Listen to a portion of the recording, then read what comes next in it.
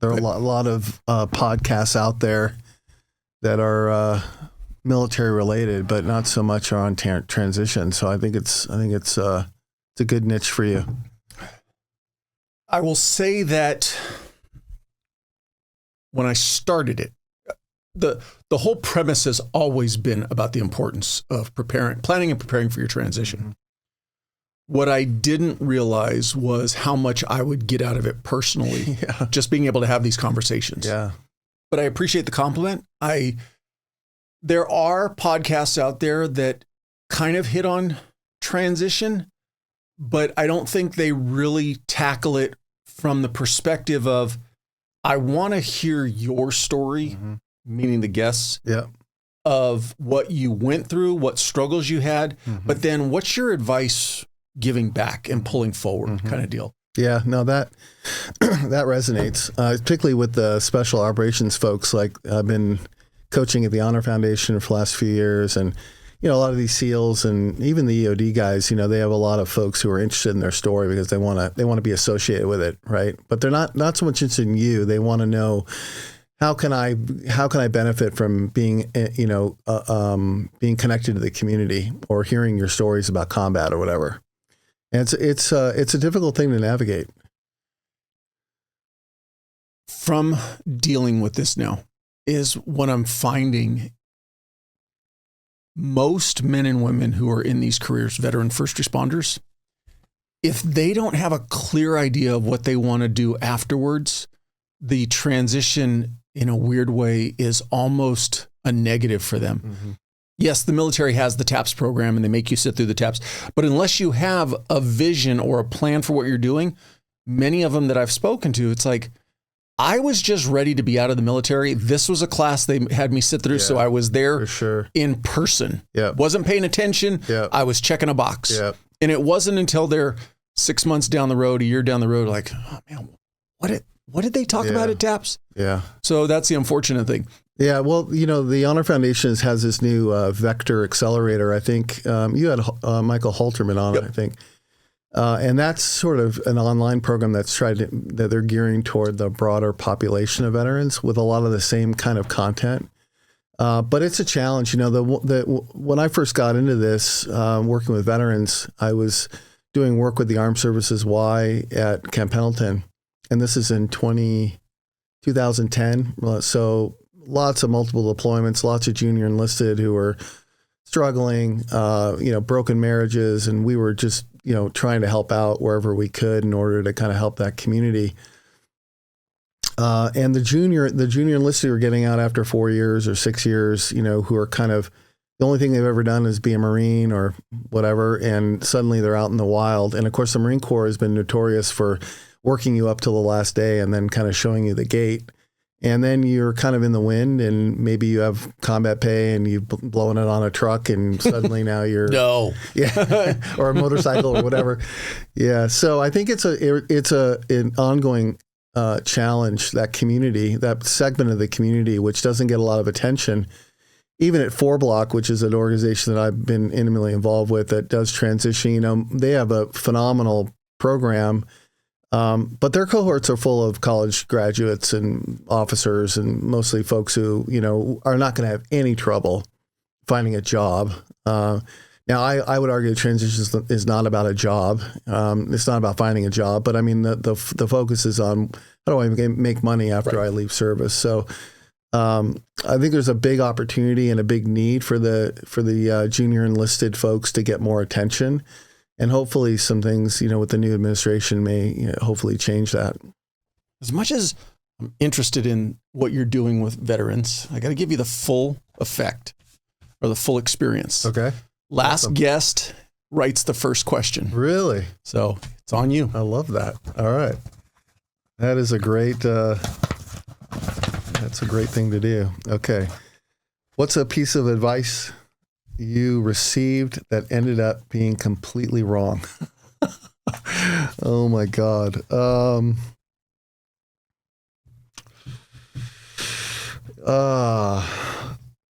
That's a great question.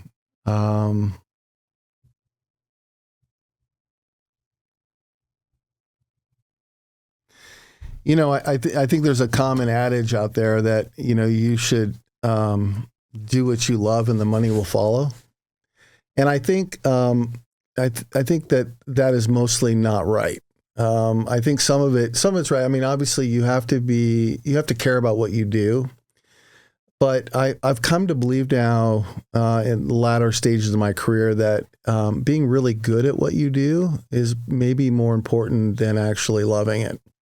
And I say that because I think a lot of times you may love portions of what you do, but there are other things that you don't necessarily enjoy. But being really good at something and being highly skilled is, I think, how you really end up making money in the world. And so I used to have people tell me, you should find your passion. And I talk about passion in my book and finding your purpose and finding your why. And I truly believe that's important. But I think that ultimately what really differentiates you from success and failure in life is how hard you work, but also how good you are at what you do. And so I would say that the whole idea that, if you follow what you love, you'll find, the money will follow isn't always true. And we're going to get into your book, but what's interesting is there's that one story that jumps out of my head is, and you write about it in the book, where you're presenting in front of a group of veterans. And the gist of it is, what do you think you want to do? Well, project management. Mm-hmm. And you even go, there it is, Yeah. And one of the questions back to the person speaking is, but do you love project management? Yeah. And not saying that you're contradicting yourself, but at the same token, we do bring a lot of skills and experiences from these careers that are marketable and valuable. And sometimes it may not necessarily be what you love. And I definitely want to talk about this more later in the podcast, is that part of the transition might just be a step off point. Let me lean into what I know and what I'm good at until I really figure out what's my why. Sorry.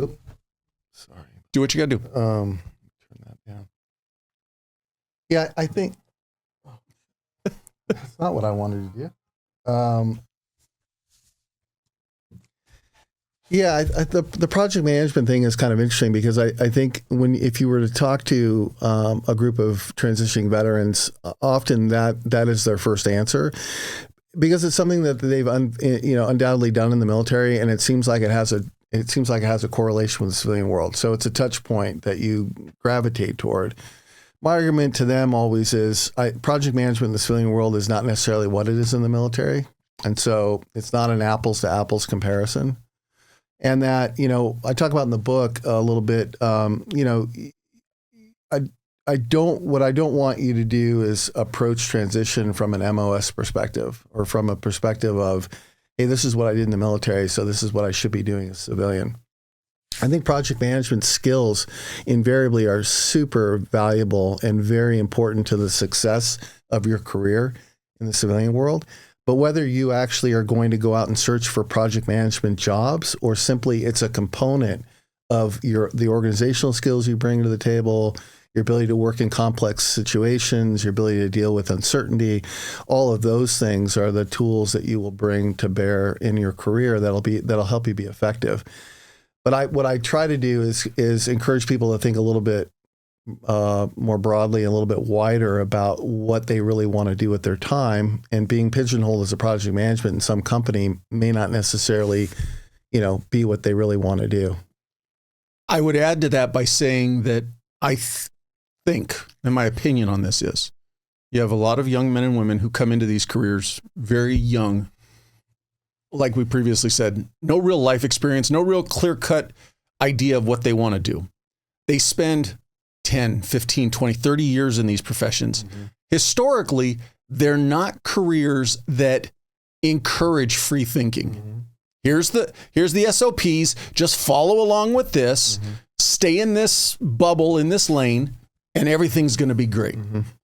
And you come to the end of those careers and you go, well, this is what I know. This is what I'm comfortable with. What best translates when I move into the civilian world?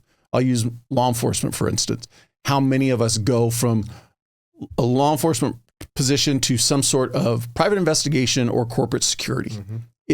It's like it or not, to a degree, because we aren't encouraged to be free thinkers, nobody in our careers ever kind of goes, what do you really like?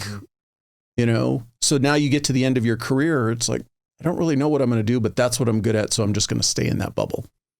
Yeah. And I think, the funny thing about transition, I mean, I'm a civilian, but I've been an entrepreneur. I've had lots of transitions in my career over the years, different industry, different kinds of businesses, different partners, some successful, some abject failures. And I think, one of the challenges with military transition is that there's a perception that it is it is either on or off. In other words, you're making a big leap, and you're going to make a big leap into the future that is going to be a linear path to success, right? And you don't want to get it wrong, right? Like this first jump is one that you desperately want to get right. But that's not really the way the civilian world works. There's much more failure and much more trial and error in the civilian world than I think there traditionally is in the military. In the military, it is a little bit more structured. You have a pretty clear advancement path depending on what skill set you're in and what your job is. And in the civilian world, it's wide open. And I think it's a mistake to think that this first transition is the last transition. It's actually the first transition of what will be many. And oftentimes that leads you to taking a job and going down a career path and then finding out 6 months later, oh, you know what? This is not what I thought it was. It's okay. It's a learning experience. I need to shift gears now and go a different direction. And many of my friends and the folks I've mentored over the years have gone through that, what looks like a false start, but is actually just part of the learning process. And they find that, hey, I was able to get a job as a project manager because I had really good skills in that. And it got me going. It got me some income.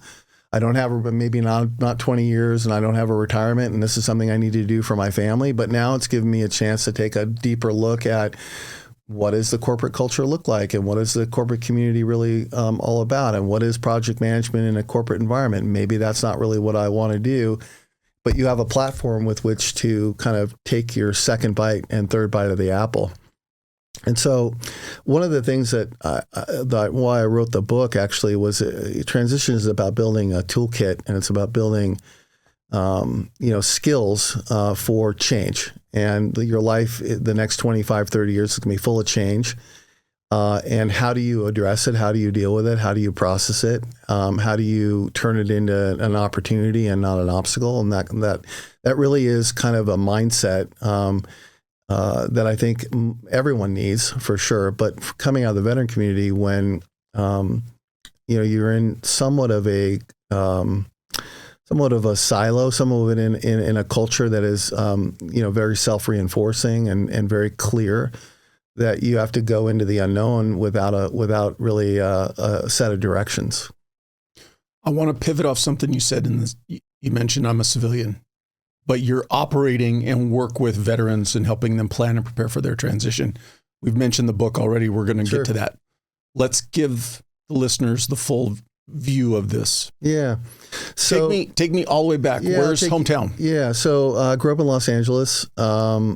I lived in Switzerland for a couple of years as a kid, and then went to high school in Dana Point, and then came down to go to UC San Diego for college, and pretty much never left. I've lived abroad a few times. Went to undergrad and grad school at UCSD, and then I did a grad program in London for a year, and started my first business here back in the early '90s, and kind of have just sort of been here ever since, and kind of developed a fairly substantial network. And in 2010, I was at a little bit of a personal crossroads, kind of in a personal transition in terms of really wanting more meaning in my life. I had started a company in 2007, was going fine, but I was finding myself very antsy, disenfranchised. Yeah, just kind of unhappy, just kind of unmoved. Couldn't get out of bed. Was just struggling to find, like, why am I doing this?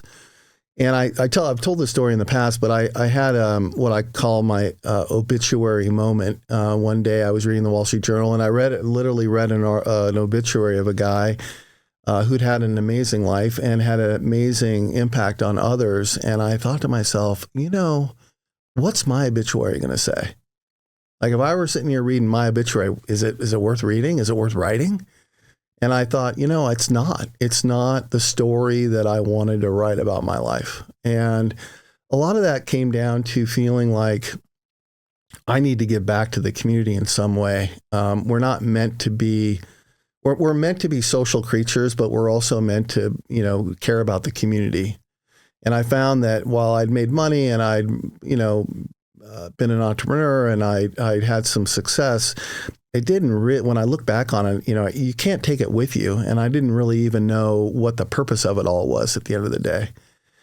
And so at that moment, I decided to quit my company, and I took a year and basically volunteered for a year trying to figure out, like, what do I care about? And in 2010, I joined an organization called Social Venture Partners, which is it's a venture philanthropy group. Business people put money into a kitty, into a pot, and then invested in nonprofits. And along with that comes a lot of capacity building support. So helping them with, business operations and board and stuff. And that year happened to be the year that SVP was investing in the military. And I became the lead partner on the Armed Services YMCA at Camp Pendleton engagement. We chose them to help over 3 years. And I started going up there and meeting with the board and meeting with the staff and meeting some of the junior Marines and their families. And I thought, this is it. Like, this is what I want to do. I want to help these people.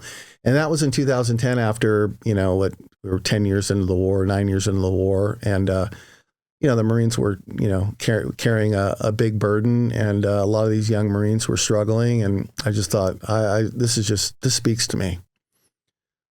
Going deeper into you personally, you mentioned you got to live in Switzerland for a while. You studied in London for a while. Mm-hmm.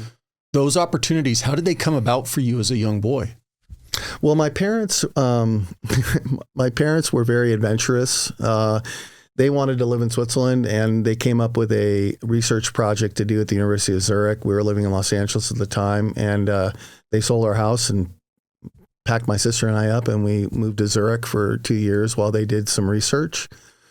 They were both academics? Yeah, my dad was a psychologist. My mom worked at the Suicide Prevention Center in Los Angeles, and they did a study on why the Swiss suicide rate was so high, and did a cross-cultural study between Los Angeles and Zurich, try to understand, why are the Swiss killing themselves. Turns out the reason is that for all the things that make Switzerland a beautiful place, it also makes it a difficult place to live, because if you don't fit into the, to the box, there's very little mobility. And so people just said, I'm unhappy and I can't really just move to a different state or whatever. So they end up committing suicide. So that was in the mid 70s. What age were you those years? So I was 11, 12 and 13. Yeah, junior high school. Kind of a formative time for you. How'd you find it? The first 6 months were brutal, but then when we left, I didn't want to leave. I went to a small American international school, made some phenomenal friends that I have to this day. It was a phenomenal experience, and really kind of broadened my perspective on the world. Gave me a much broader kind of view of cultures, and certainly loved being in Europe. We did a lot of traveling while we were there, and it was a great experience. And then I moved back to Dana Point. I went to high school there, and that was another cultural shock, because Dana Point was a pretty small town at the time. But I made great friends and played football, and had a great time there. Was college always on the radar for you going through school? Yeah, it's interesting. I have a 19-year-old right now who's not in college. The world has shifted. I think my mom said to me from the time I could remember, you can do whatever you want. You can be a fisherman. You can, be a garbage guy, whatever, but you have to have a college degree, right? And so I did. My sister did. It was never a question of whether I was going to do that. But, the world is a different place. And so I have these conversations with my son now, and I'm not pushing him to go to college necessarily. I don't know if that's the right way to get ahead in the world now. I think certainly for some things it is. But, for me, it was always an academic. I had considered an academic career. I was going to get a PhD potentially at UCSD in political science. But I'm glad I didn't. It's not a world that I would be good at now. I think that where I'm trying to go with this is, I would imagine for most people, especially those who've gone into the entrepreneurial side of things, to start your own company, but then to have that moment, like you said, your obituary moment of, man, this just isn't feeding that peace inside of me. If you weren't raised to be that free thinker, that, hey, go chase your life, go live in, Zurich for 2 years. Mm-hmm. I don't know if you would have naturally had that tendency to one day go, you know what, I got to go find something different. And that's why I was trying to get into the story of, for many of us, and again, we've already talked about this, we chose careers that are so rigid in their rules and regulations, and sign today on the dotted line, check back in 20 years and you'll get your pension. 100%. It's so interesting you say that, because now at my age now, I look back at the decisions that I made back then. I realize that I made them for a variety of reasons, and they don't necessarily track to my values today. It's very interesting, right? Your body is built for more energy, more focus, more strength. But if you're feeling sluggish, unmotivated, or mentally drained, it's time to make a change. At Human Performance TRT, science meets convenience. Their hormone replacement therapy, weight loss programs, and mental health solutions are all designed to help you feel and perform at your best without ever leaving home. They offer medical-grade hormone optimization, weight loss support with personalized health coaching, and ketamine therapy for depression, anxiety, and trauma, all guided by qualified mental health professionals. HPTRT is veteran and first responder owned, and they make it simple to optimize your health. There's no locked-in contracts, and if you're already on a hormone program, switching is easy. There's no extra test if your blood work is under 6 months old. Ready to take back your edge? Go to hptrt.com and use the promo code TDP for 30% off. That's hptrt.com and use the promo code TDP for 30% off your entire program. Stop waiting. Your peak performance starts now. I was very independent. My dad was never worked for anybody in his life. I grew up kind of thinking that, I'm going to do it on my own. Not going to join anything. I didn't join the military. My dad was in the Air Force during the Korean War, and I always admired that service and always was attracted to it, but it was just never something I considered because it was so conformist. It was so the idea of someone telling me what to do at that age was just not going to happen. So I was incorrigible. I was unemployable in my mind. It's like if I didn't start my own thing, I didn't think I was going to be able to work anywhere. And now I look back and I think, there's a lot of value to being part of an organization. I think one of the reasons why I got attracted to working with the military is I'm envious of the purpose and the camaraderie. A lot of my friends are Marines, former Marines, never former Marine, but you know what I mean? Catherine Warren on here, she's a good friend of mine, and I look at their camaraderie and their shared sense of experience. And as a civilian who never had that, last time I had that was playing football in high school. It was a long time ago. And so you don't have that sense of belonging. You don't have that sense of kind of putting on the uniform and having a purpose every day. And you don't love it every day. No one loves everything every day. But overall, it creates some meaning in your life, right? And when you are doing everything yourself, you have to create that meaning from scratch. It's not as easy to do. But for sure, my model at that time was like, I'm going to start my own thing. Like, I'm not going to go work for somebody else. That was never in the cards for me. The time you spent in London was after high school? Yeah, so that was after college. I got a master's in international relations at the London School of Economics and spent a year and a half there. Neither of those two experiences, either living in Switzerland or having it maybe reaffirmed by going back to London, made you want to stay in Europe as opposed to coming back to the States? I have a great affinity for Europe. I actually teach the Boots to Business course for the SBA. and through Syracuse University, IVMF at Syracuse, they have the contract for all our overseas classes. So over the last 7 years, I've been going overseas to teach that class, 2-day boot camp. I'm actually leaving on Thursday for Germany. So I love Europe. I try to go there as often as possible. There are things about Europe that still really appeal to me, particularly Southern Europe with the lifestyle and the pace of life and the food. Like the whole Maha movement appeals to me because you go to Europe, you go to Italy and you eat and you realize that, geez, the food is just so different than it is here. And, people are not obese and they get a lot more exercise by walking. And there's things about Europe that I really love. And I might have returned there at one point, but, it's probably a place I'll visit, and who knows? My wife and I talk sometimes about ending up in Portugal for 6 months out of the year or whatever. It could happen. The aspect of your dad being in the Air Force, was he in for an extended period of time, one enlistment? And did he talk about it fondly? Yeah, he did. It actually, it's funny. He talked about it like most of his generation. He didn't talk about it a ton. He was a radio operator on a B-29, and did not see combat. He was stateside. And he was there from 51 to 53. So he did 3 years. But it's a big part of his identity now. He's 94, almost 94 now. He's got an Air Force, veteran hat. You can't get it off his head. And I think he, as he looks back, the whole service of the country, and just, I think he fondly remembers his time as a 21-year-old,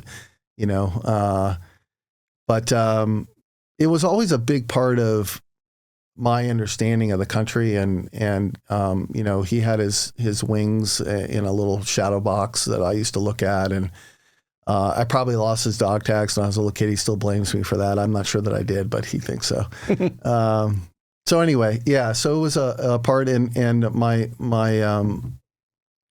mom's uncle was a Marine in World War I, so there was a lot of that paraphernalia around. So I was pretty cognizant of the military as a kid.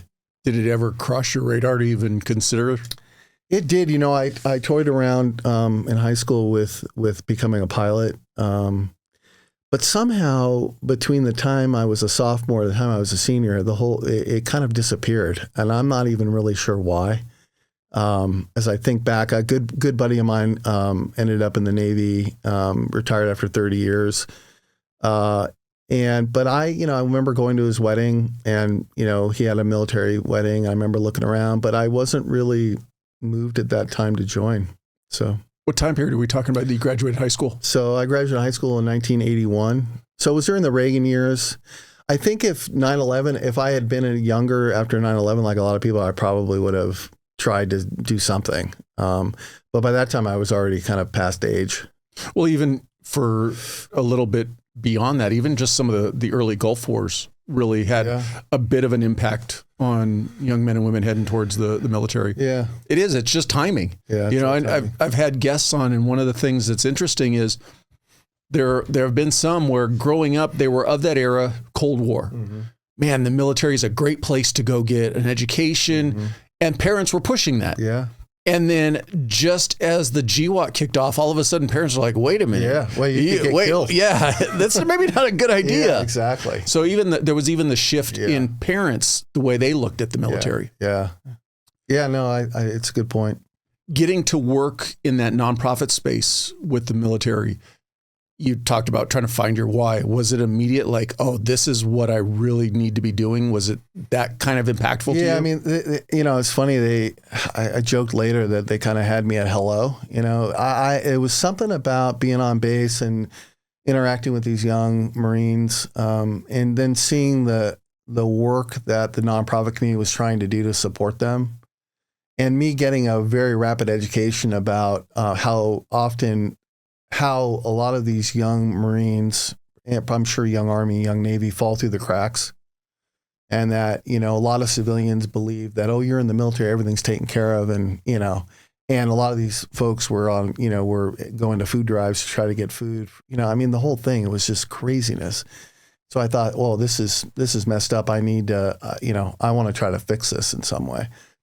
So it resonated with me in a lot of ways. But honestly, the more Marines I met and the more veterans I met, the more I realized that these feel like my people. Like they're culturally, I kind of align. Politically, I kind of align. It just felt like, I don't know, this fits me. And so I quickly went to working with veterans and using my network to just try to connect people with opportunities and coffee dates and, whatever I could do to try to help them. I was on the board of the Travis Manning Foundation for 4 years, helped them open their office when they came to San Diego, worked with a lot of veterans through that. And just, it was really informal mentorship. And then I kind of started getting sort of a posse of Marines who would refer me to their friends. And, suddenly it was like, every week I'd have, some call or meeting with somebody to try to help get them connected. So that was kind of in my mind, I was wondering, but it sounds like you already answered it. But basically where I'm going with this, were you accepted right away? Did you kind of feel like you were? Yeah, God, that's such a good question. I appreciate you asking me that, because oftentimes I'd be the only civilian in the room and I was very uncomfortable. I have to admit, and I understand why civilians are uncomfortable about what to say. Like everyone devolves to, thank you for your service, because they just don't they don't know what to do. Yeah. It's it's a default, and I know that a lot of veterans, that's become kind of, they don't necessarily accept it positively, but I think it's meant in the spirit of hey, I want to thank you, but I don't know how to do it. And I was very uncomfortable for quite a while, and tried to be very careful about how much advice I would give or how much I would, kind of inject myself, because I felt like, I don't really know. But then I started realizing that I know a lot about the other side of the chasm, and that they actually, and what I found was, and I think that's maybe still true, but maybe less true than it was in the, 2012 to 2018 period. A lot of veterans were hanging out with veterans, which I get, but the reality is that they need to be talking to people who can help them on the other side. And so I started getting more comfortable with my role being hey, I'm not pretending to know what you went through in the military, but I can tell you, I kind of know a little bit about what you're going to be experiencing later. And when you make the transition.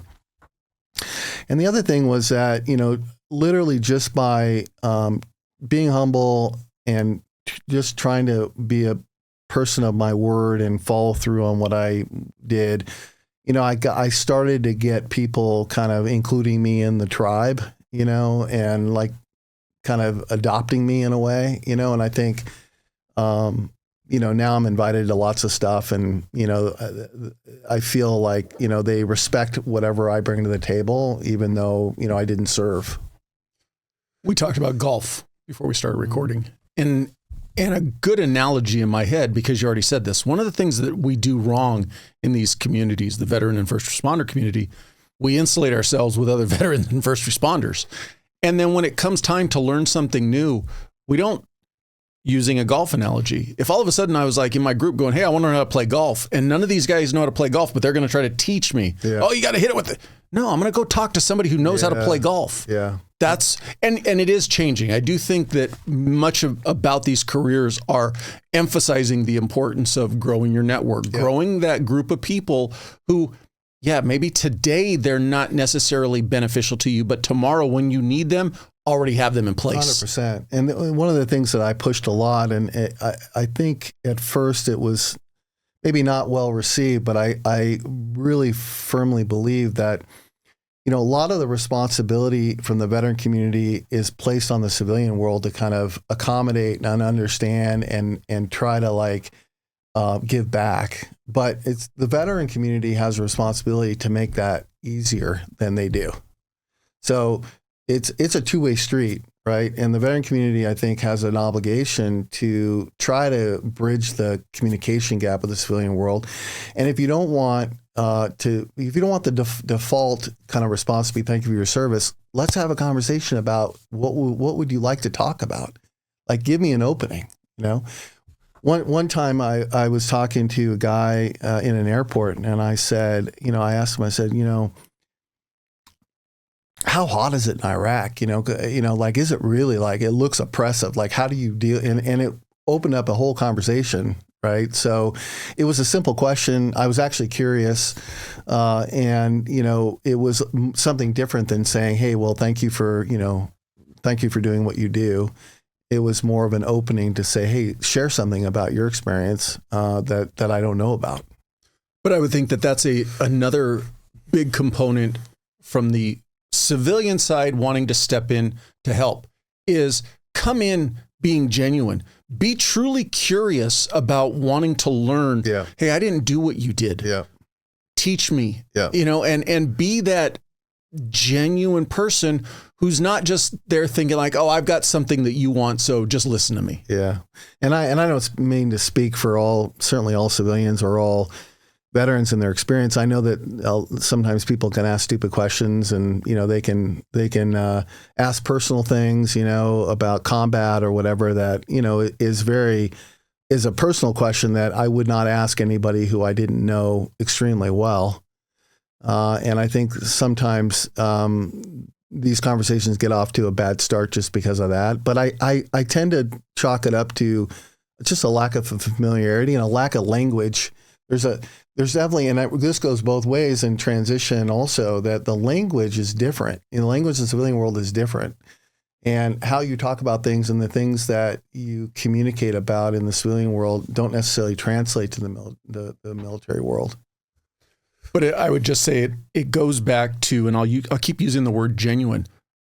You and I have never met before in person. I would imagine that both of us could easily tell if one of us asked a question of the other, is there genuine curiosity behind it, or are you just filling space? Mm-hmm. And so it's how you deliver it and how you make that other person feel. Do you truly want to get to know them and learn? Yeah. Well, it's a lot like, people ask questions and they don't really listen to the answer, or they're talking to you, but they're looking past you for the next person to talk to. You can tell that. Yeah. They ask the question, they're already thinking about the next question they're going to ask. Not really listening. Yeah, exactly.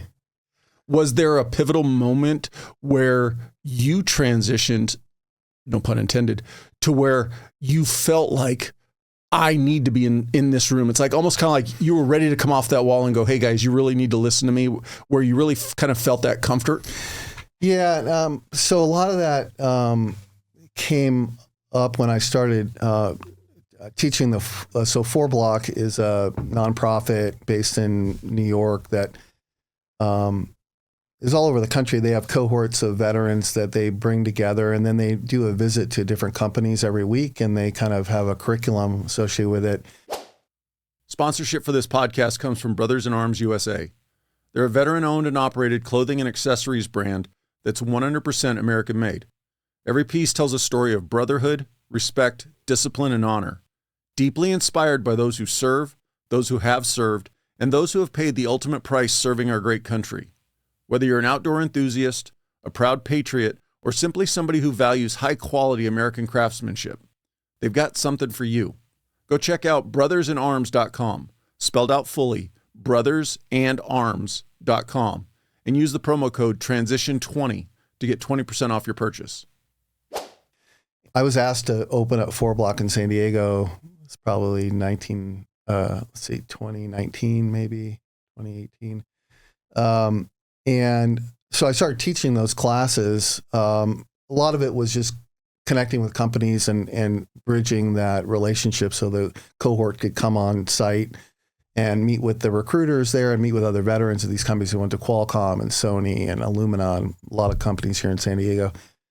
And during that time, as I was getting more familiar with a lot of the issues in transition and doing a little bit more kind of teaching of my own experiences, I started realizing that there are a couple of themes that I really deeply understood in my own transition that could be really valuable to the cohort. And it wasn't about resume writing and interviewing techniques and doing due diligence on LinkedIn about who you're going to be meeting in an interview, like all of that tactical stuff. Like there's a lot of good techniques out there for that. And a lot of people teach that, including 4 Block. But what they weren't teaching so much was, who the hell am I? And what am I doing? And what do I want?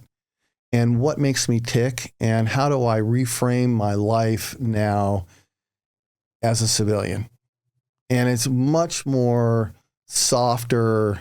They're softer questions. They're more introspective questions. They're more vulnerable questions than I think that most transition programs were asking. And that's where I ended up zeroing in, because I realized that, in my own life transitions, those are the things that, when I made this transition in 2010 and left my company, that was the question I was grappling with. I was grappling with a purpose question, like, okay, you know how to do a lot of different things, but what do you want to do? And what is it that is going to get you out of bed every day and make you feel on balance that you are actually doing something worthwhile with your time? Now, leaving aside that sometimes you have to make a living and sometimes you just need a job, absolutely. But the broader question for the next 25 years of your life is, can you find satisfaction? And can you find a career that meets your life needs as well as your financial needs?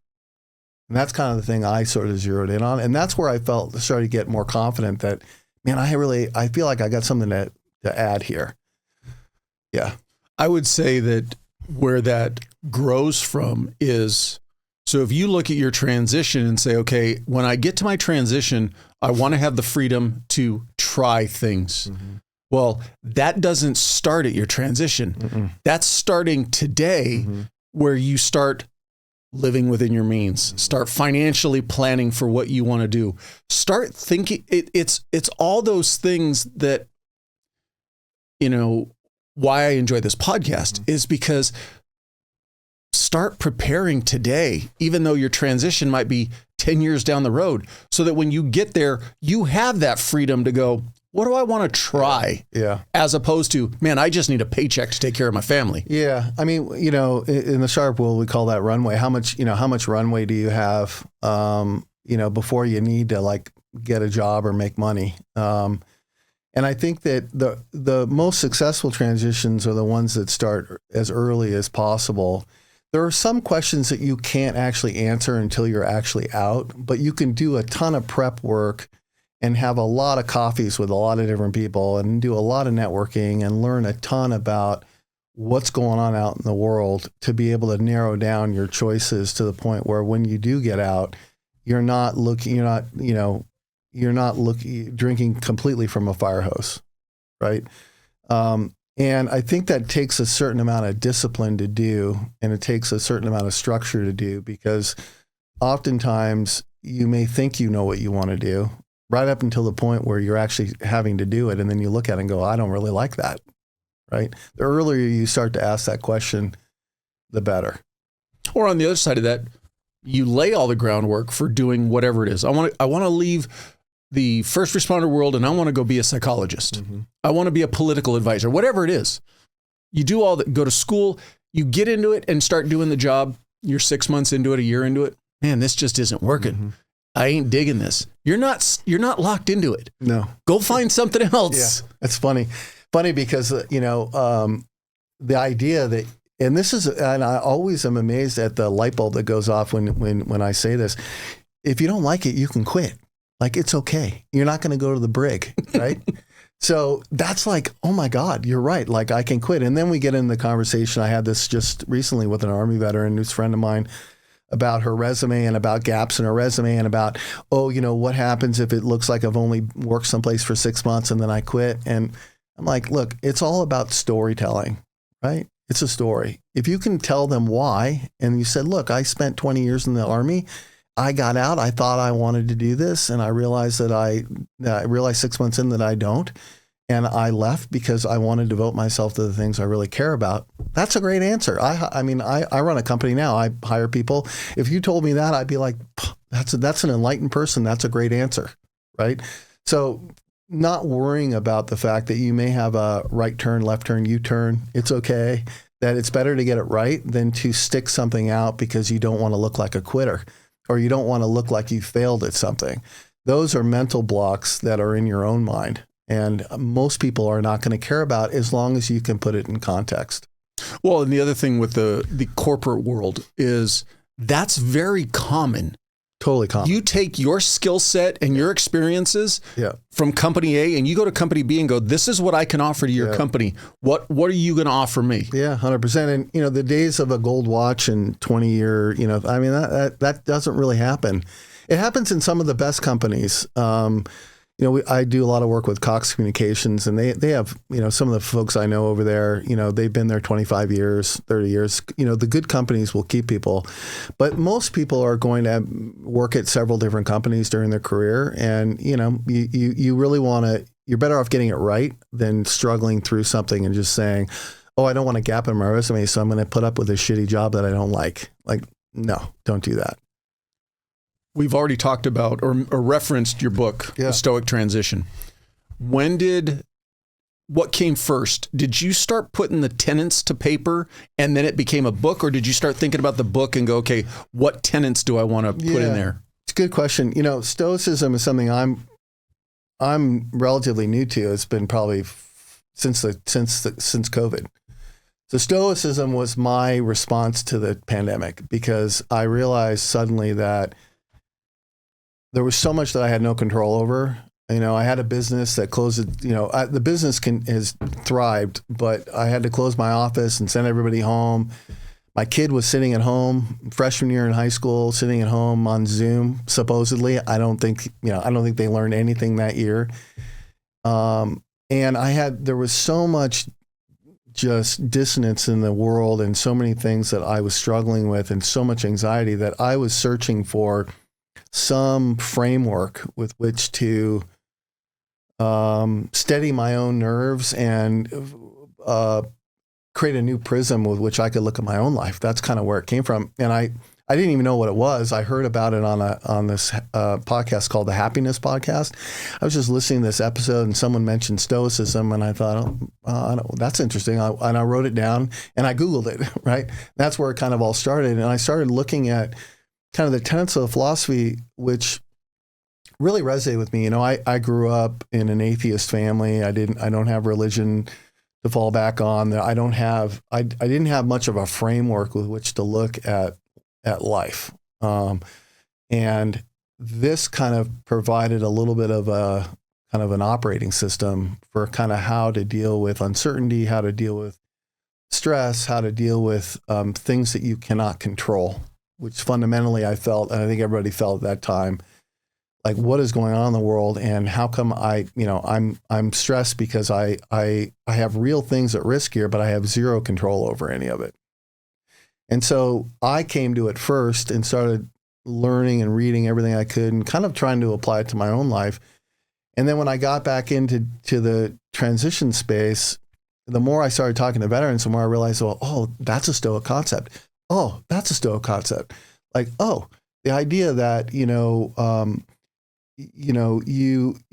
can only control yourself and you can't control anything else is something that I think people who are out looking to transition their career get a lot of value out of. All you can do is put yourself forward as positively as you can, do everything you can to prepare, be as good an interview as possible. And if they hire you, great. If they don't, you have no control over that. So there were just certain tenets of it that I started looking at thinking, man, that really fits. And then I started thinking, I'm just going to write a couple of like blog posts or whatever about, some Stoic ideas around veteran transition. And that kind of became the outline for the book. So it was kind of a very organic process.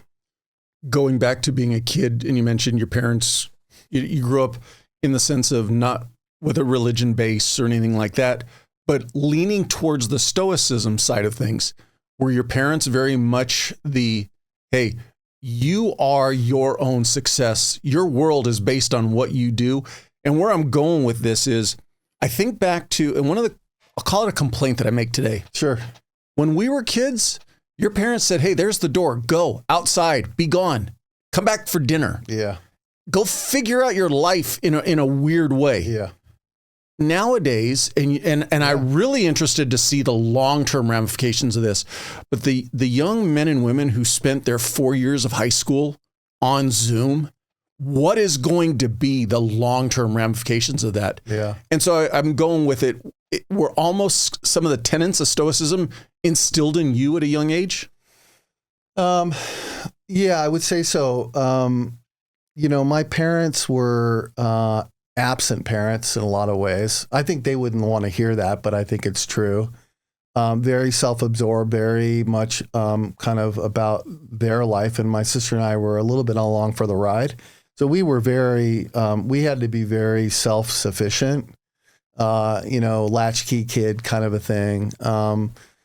And so I think from that standpoint, the idea of self-reliance was very much a part of my DNA. And that does fit in nicely to the Stoic concept. Stoicism is not about being, stoic with a small s and unemotional and unconnected, but it is about taking ownership of your emotions and your reactions to things and kind of, being very self-reliant on how you show up and what you do every day, right?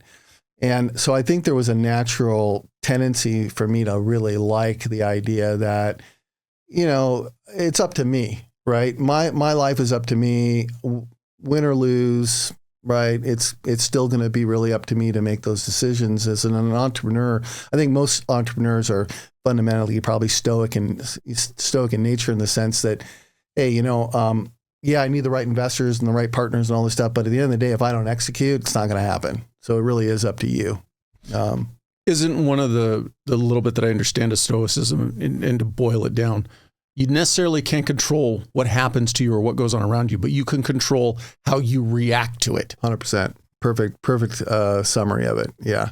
So the idea is that, everything that happens to you is an opportunity for you to react with virtue.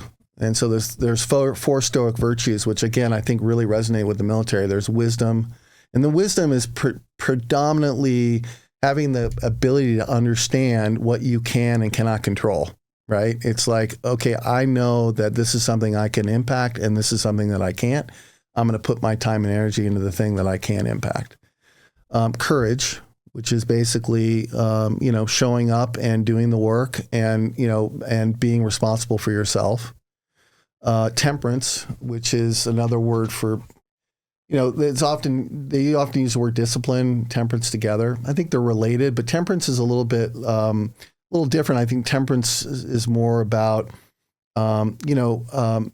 finding stillness and managing your reactions to things, not being overly reactive, and not over-interpreting the things that are happening to you, but dealing with them at face value.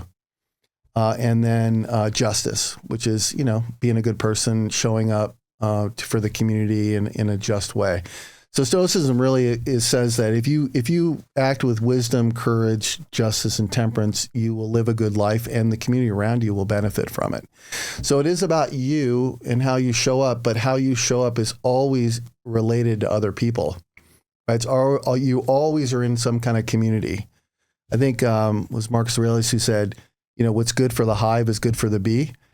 So it's like the bee can't exist unless the hive is healthy, right? And the hive can't be healthy if the bee doesn't do their job. So it's very much it's kind of the original self-improvement discipline. It's like, look at your life, look at yourself, kind of deal with what's coming at you, but understand that the only thing you have control over is your reaction to things.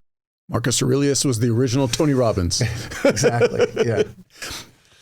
Having now operated in the space of working with veterans now 15 years, with I'll call it the opening of the door of talking more about mental health, mm-hmm. Where are you seeing that connection between admitting or acknowledging that you can't control things, but how you relate to things mm-hmm. being impacted by the trauma that these jobs bring? Such a good question. I mean, I write about it a little bit in the book. The second rule, there's 9 rules. The second rule is your past is present, meaning your past is with you. It's not really the past. It's also a part of who you are and how you react to things. And any trauma that you bring to the world in your life is going to have an impact on you.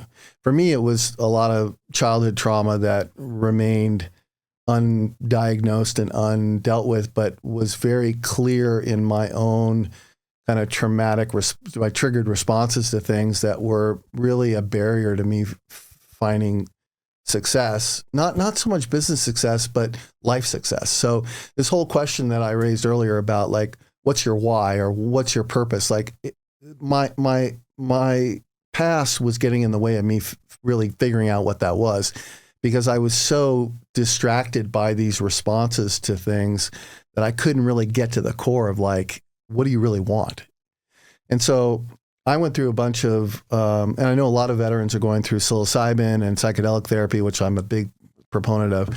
I did a lot of EMDR, which is eye movement desensitization and reprogramming. It's kind of a tapping thing that kind of splits the left and right brain as you recount traumatic experiences, and somehow tends to deprogram it so that it's not as triggering. And it was very important work for me in terms of showing up both for my son and my wife and my job in a way that where I was much calmer and much more able to look at what I really wanted, look at my own feelings, look at my own situation, and actually show up authentically, right? Which is kind of a buzzword, but in this case, I think it was really true. I think that there's a lot of trauma in people's lives. One of the things that was interesting, I was talking to, I think it was actually a number of years ago, to Mel Spees, who was the head of the MEF, Marine Expeditionary Force. This is back in 2010, and we were talking about suicide. And he said, a lot of the studies that we've done show that a lot of veterans come in with a lot of trauma, and a lot of the challenges that folks are having who didn't really see combat but are still dealing with trauma is because the trauma is kind of overlaid with their upbringing, and it's just the folks who join the military probably tend to have more of it than others. So you're already kind of joining with a lot of stuff that is driving your behavior that you're not necessarily cognizant of because it happens at a non-cognitive level. So one of the things I really got into was looking at, and I'm not a brain scientist, but looking at how the brain works in terms of your prefrontal cortex and your limbic system, and how your rational brain, which kind of talks you through all this stuff, shuts off when your emotional brain turns on, and a fight or flight response, which is what trauma kind of is. And suddenly you're just reactive and you're not thinking. And then when you come back online and you start thinking, you start asking yourself, well, why did I react that way? Like, why did I make that decision? Why did I go work at that company when I don't even really like that? It's like I had fear, or there was it was kind of a trauma response to it that I didn't even really know was going on. So Stoicism, there's a nice link between Stoicism and cognitive behavioral therapy on the rational side. So on the prefrontal cortex side, where you're able to look an event, try to slow it down. A lot of what the Stoics talk about is finding stillness and taking a step back and putting I think it was Marcus Aurelius who said, put your impressions to the test. Is this what it really appears to be? Take a step back and be able to kind of look at it and pause and take a breath or walk around the block, and don't react immediately. Wait till your prefrontal cortex comes back online and then respond, right? That's a behavioral thing that you can create in terms of being able to get control over your trauma responses. But it doesn't fix the fundamental problem, which is there's a trigger, right? It's like, I read a lot of books from Vietnam veterans who came back and dealt with post-traumatic stress, and they would have some trigger or some loud noise would happen, and they'd be on the ground, kind of waiting for incoming, right? That kind of thing you can't talk through that. You can't use Stoicism to fix that necessarily, but if you get more mindful of it, you can slow things down in the moment and try to take a step back and be able to say, oh, this is not a good, I'm having a bad response and I need a break right now because I need to let it pass before I actually respond to something. So I think there's a lot of opportunity for Stoicism to provide a foundation for, for managing your emotions. And that's kind of what Stoicism is about. It's about emotional regulation. It's like, don't go half-cocked. Take a step back and think through, how am I going to react to this? How do I want to intentionally be in this moment? And a lot of times we react instinctively and we react kind of quickly, and we say and do things that we end up regretting. And that's kind of where Stoicism for me became very useful. And neither of us are doctors. Everything we're talking about is just largely experience. But something that you said, now I want to see if I summarize this properly to allow somebody who's listening to maybe think of themselves in the same situation. Because of the trauma that you experienced, you had the drive to make your company succeed, but you could never get to a point where you found enjoyment in the success of the company. Is that pretty much correct? Yeah, and I find that actually very common with folk, with driven people who are always looking for the next thing to conquer, because once they get there, they look around, they say, oh, that was fine, but now what? You've got a lot of coffee options out there. You've got a lot of veteran and first responder-owned coffee companies as well. Trident Coffee is one of these companies, but they're different. Trident fuels your body and mind with a premium cold brew that's infused with powerful ingredients for performance, focus, and wellness. Made with organic MCT oil, lion's mane, and reishi mushrooms, this isn't just coffee. It's fuel for your brain, ensuring smooth, steady energy with no jitters and no crashes. Plus, the cocoa powder adds antioxidants, and the electrolytes keep you hydrated and balanced. Yes, they are cold brew experts, and their beans are brewed for cold brew optimization. But what does that mean for those of you who also love hot coffee like me? Their coffee tastes amazing, not bitter. So enjoy it hot or iced, mixed into your protein shake, or take it on the go. However you drink it, Trident Coffee is coffee upgraded. Get yours now at tridentcoffee.com and use the promo code TDP15 for 15% off your order. That's TDP15 for 15% off your order. Stay sharp, stay fueled, stay ready. So it's sort of not being able to kind of enjoy the fruits of your labor in a way that is genuinely meaningful. It's like it all looked good. It all sounded good. Got a few pats on the back and whatever, but it didn't fuel your soul, whatever. And part of that's because when you're looking at outcomes only, right? Those are often material things that may be good, but aren't really meaningful in terms of the legacy that you leave behind. And that for me, it ended up becoming more about the people and less about the thing. It's more about the who and less about the what. And for me, that's my touchstone now. It's all about who are you working with? Who are you helping? Who's in your life? Much more important than what's your title? What are you doing? How much money are you making? That kind of thing. It's really about who. Something that you said that really hit home for me, and it was exactly the way you said it. There are so many of us in these professions. If you come and pat them on the back for a good job that they did, they'll be the first to go, it's just my job. I just did it. Mm-hmm. I don't want to put any type of blanket statement on this. I don't want to say that the people who sit there and go, yeah, I did a great job, means that there's anything negative about them. But it goes back to that. You really kind of need to look inside yourself and say, if somebody praises you for a job well done, why can't a little bit of you just kind of go, thank you. I appreciate you acknowledging that. God, I struggle with that big time. I mean, I don't take praise well, and very self-deprecating to a fault sometimes. I think it has to do a lot to do with how I was raised. But I also think that, I think my gift as a leader now is that I realize that I wouldn't be here for not the people that are working with me and for me, and that their credit really belongs to them. And that,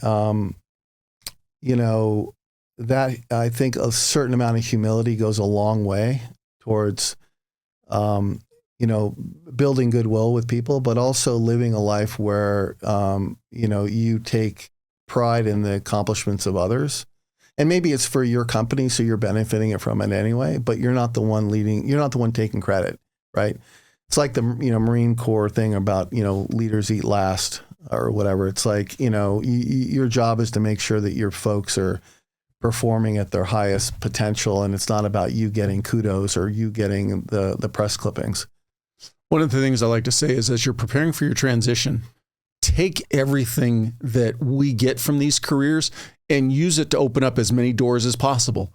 But once you're through that door, leave that behind. Yeah. You shouldn't be into that transition, into that new world that you're in, and always leading with, well, when I was in the Marine Corps, so there is that balance. Yeah. Be accepting of the respect and admiration that people are going to give you.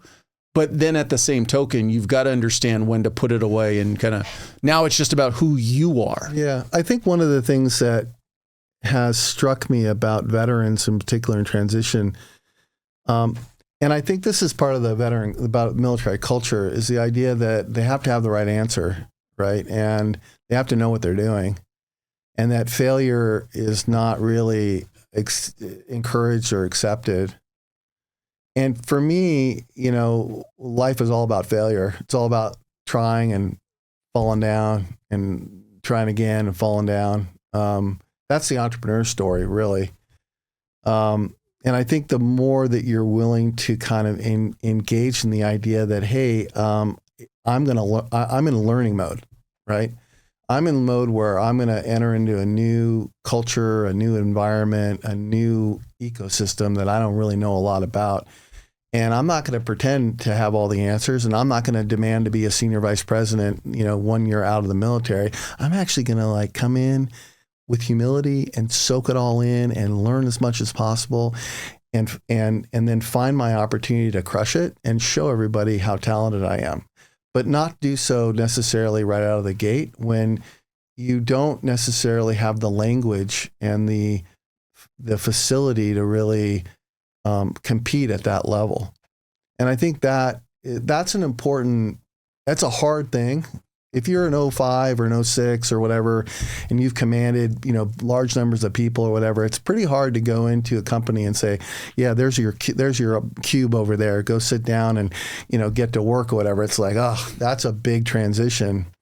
But on the other hand, it's sort of like me, as I use this analogy in the book, me saying, hey, I've got 30 years of business experience, and, I want to join the Navy and, go be a ship captain. Can you open it up for me? And you're like, no, it doesn't work that way. Right. So I think there's a lot of opportunities in humility. And if you find the right, and I say this a lot to veterans, if, culture, the who matters the most, and culture is your sort of systemic representation of the who. And so if you go to work at the right culture, and they open up opportunities for you to excel, you will crush it and you'll excel and you'll get that VP role, right? If you go to a culture that doesn't necessarily reward initiative and isn't necessarily open to what you bring from the military, you're probably not going to be successful. And I would encourage you not to take that job.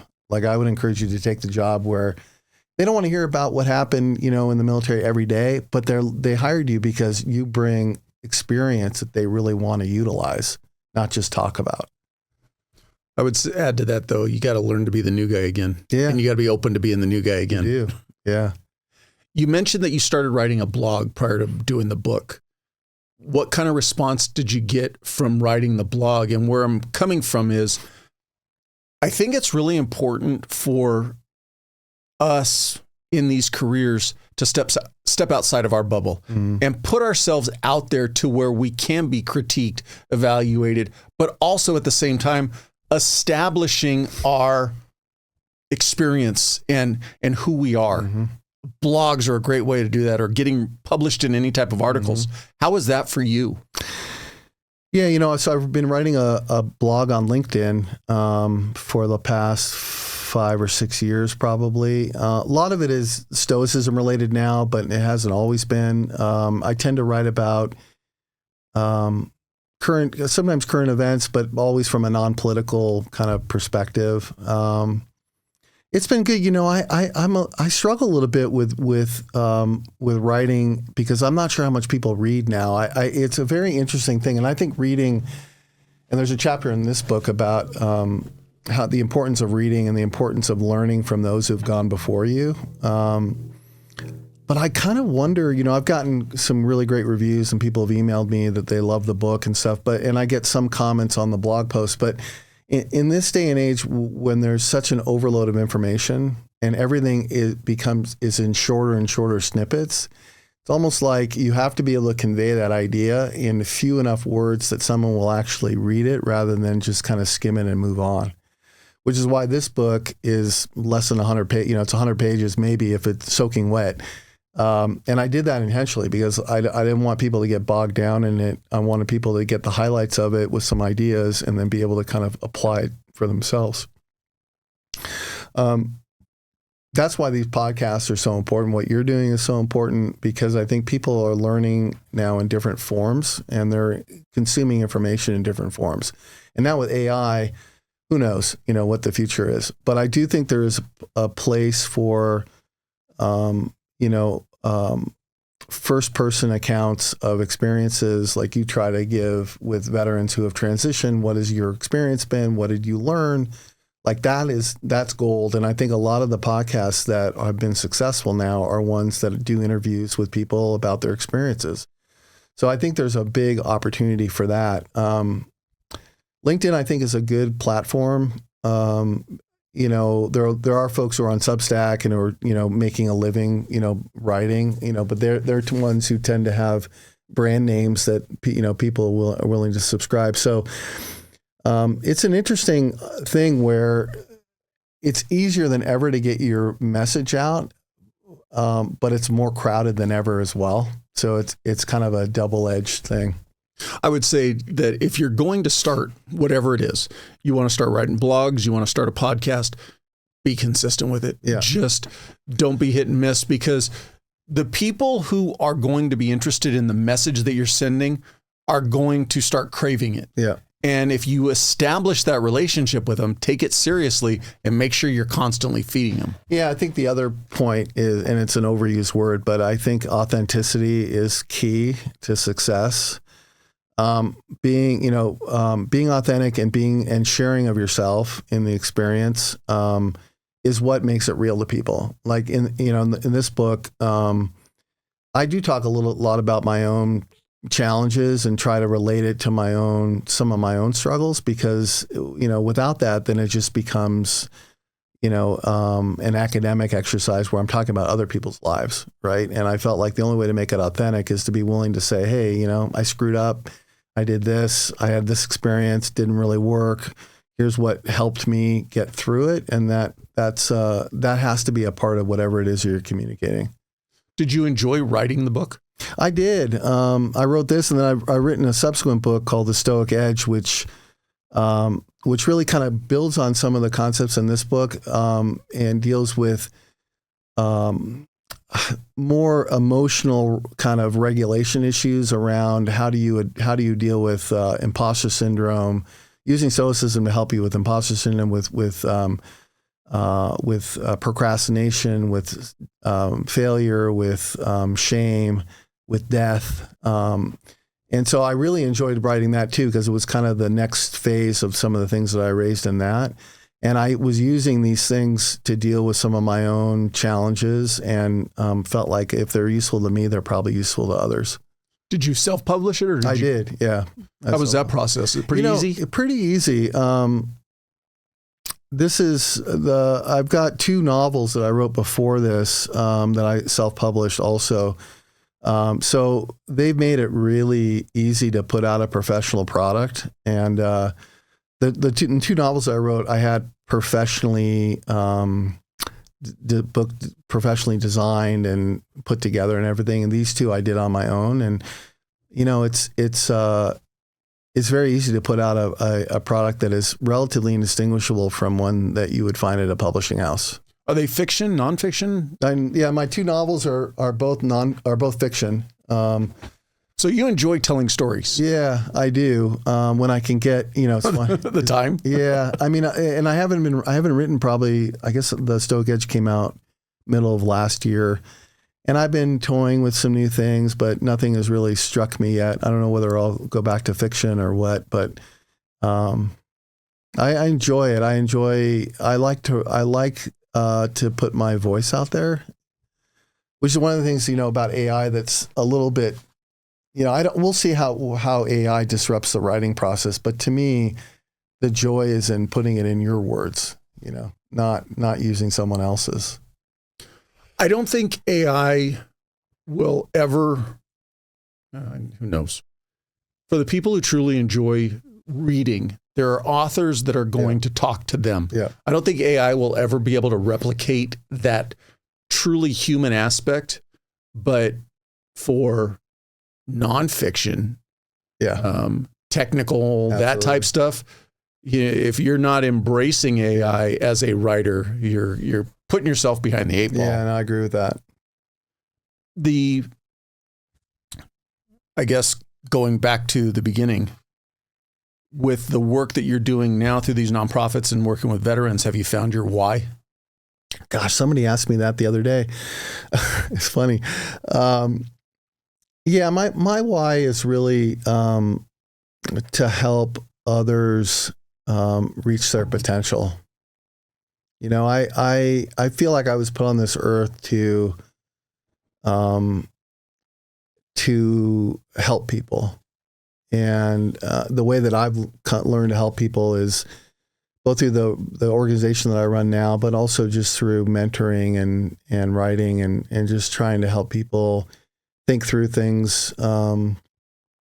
And if it helps, a couple people improve their lives, then that's good. And so I do feel like I found my why. It's not a pithy statement I can make, but it's I want others to live their best life. What's on the horizon for you? Good question. More of the same, I hope. I'm starting to try to speak a little bit more about some of these things that we've been talking about. The next couple of years, maybe write another book and, hope to spread the word. For those who don't have the opportunity to see you in person through the different nonprofits that you're working with, you mentioned even going over to Europe and working with the veterans over there. Mm-hmm. Some pieces of advice that you definitely want to make sure that you got out in this podcast. Well, I would say for veterans in transition, don't be afraid to make a mistake. I think being cautious, this is not the time to be cautious. It's the time to be prepared, for sure.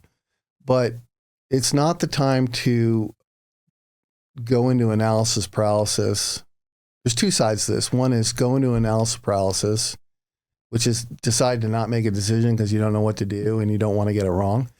The other side of which I've also seen is the shiny object syndrome. It's like there are so many opportunities out there that you can't pick one, so you end up picking none. Or you miss the opportunities that you really should have picked because you're so busy looking at all the other stuff that's like flashing around you. And so I think don't be afraid to make a mistake. Don't be afraid to try something and have it not work out. It likely will not work out. It's okay. It's to be expected that your first or second job may be like, oh, this is a learning experience, but this is not what I want. And so I would say, don't be afraid to make a mistake, and don't be afraid to be yourself and to do what it is that you want to do and not what everybody else wants. I think that's the other piece of this that I've seen frequently is there's a herd mentality that says, oh yeah, my buddy has gotten this job with this salary, so I want to go do that too. But you're not your buddy and your buddy's not you. And I think the more you kind of get in touch with what you really want as opposed to what everybody else wants, or telling you that you should get, I think the more successful you'll be. Do you offer one-on-one or private mentoring? Yeah, I mean, I'm certainly, folks. It's funny. Folks reach out to me on LinkedIn, and I'll do mentor calls, frequently. People I don't know, but I'm always happy to give up a half hour to kind of chat, and if that leads into a relationship, then that's great. Along the lines of now 15 years working directly with veterans, and I get varying responses on this. So I'm interested in your take on it from the outsider looking in, but potentially giving advice. Mm-hmm. 20 and out or stay to 30? And what would be the parameters for making the decision one way or the other? Yeah. I don't think it's a financial decision necessarily. I mean, the marginal difference between a 20-year pension and a 30-year pension, is that worth the 10 years by itself? I'm not sure it would be for me. The question is, what are you doing? And are you still enjoying it?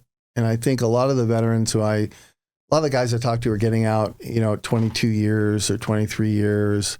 They're like, I'm just not having fun anymore, and this is not really what I signed up for. And now I'm in a role that I don't really want to do. And the value of spending another 6 years or 7 years doing this to get a bigger pension at the end, not really worth it.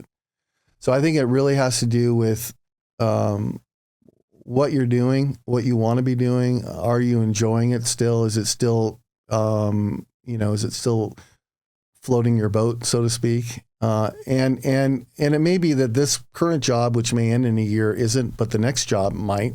So there are lots of variables that go into deciding whether to stay or not. But I would only stay if it was something that, you felt was still fulfilling you. I asked that question because I enjoy learning from the veterans and first responders I've spoken to. Some, a now retired Navy SEAL. He used that exact phrase. He goes, I said I was going to keep doing this until it was no longer fun. And he went almost 30 years. Yeah. So it's great. On the flip side, I've had a Top Gun pilot who got out at 17, didn't even make it to the 20 retirement just because it was no longer what he wanted to do. Yeah. And he's now making wine. Yeah. Well, they're great. So he had a passion. He followed his passion. And, I think some of those questions are also determined by your family situation, and there's a lot of variables that go into it. But I think a lot of guys who get out before 20 just feel like they've gotten what they wanted out of the experience, and they believe heavily in their ability to find something new to do that's going to fulfill them. And in some cases, many cases, that's probably true. And in some cases, you get the odd kind of regret that, there's no way I can never find what I had out. And that's a true statement. You will never find that because it only exists on the in, right? But the other things that you do on the out can still be super, super enlightening, super valuable, super fun for you if you find the right opportunity. Do you see that more of the younger men and women coming into these careers, or that maybe only a couple of years into their career, are already more thoughtful about their future in their transition, say, than when you first started 15 years ago? Yeah, well, I'll tell you, when I first started, this is kind of an interesting dynamic as a civilian, but when I first started, as I look back on it, when we were in the middle of the GWAT, a lot of guys and gals who went into the military to find action, they were like, kids in a candy store, right? Now that we're back in relative peacetime, I think a lot of the calculations become different. It's like I got in to do a certain job. Now that job doesn't really exist because we're not at war, or, the Marine Corps is shifting focus from here to there. And now, like, suddenly I'm kind of doing something that I didn't really sign up for, and I'm not really that into. And in that case, a lot of them are getting out early. But during the height of the combat operations, if you were a Marine infantry, like you were, like, there's no place I'd rather be than right here because this is what I wanted to do. So it's funny. It's shifted some just based on the world and kind of what the United States is up to. Well, I appreciate your time. Yeah, I thank you for sharing your story. And like I said, I have your first book. I'm looking forward to reading your second one. Awesome. Thank you very much. Thank you for your time. Appreciate it. As always, thank you for listening or watching the episode. If you have any comments or questions, feel free to reach out on social media or send me an email. The links are all in the show notes. I'd love to hear from you. Also, if you're not already, please follow the podcast on whatever platform you get your podcasts. You can also subscribe on YouTube. And if you would, please leave me a rating. Ratings do two things. You can tell me what I need to fix or improve, and the more ratings also gets the podcast recommended to more people. Another ask, please share the podcast with anyone you think could benefit from and enjoy it. And last, don't forget, sign up for the newsletter.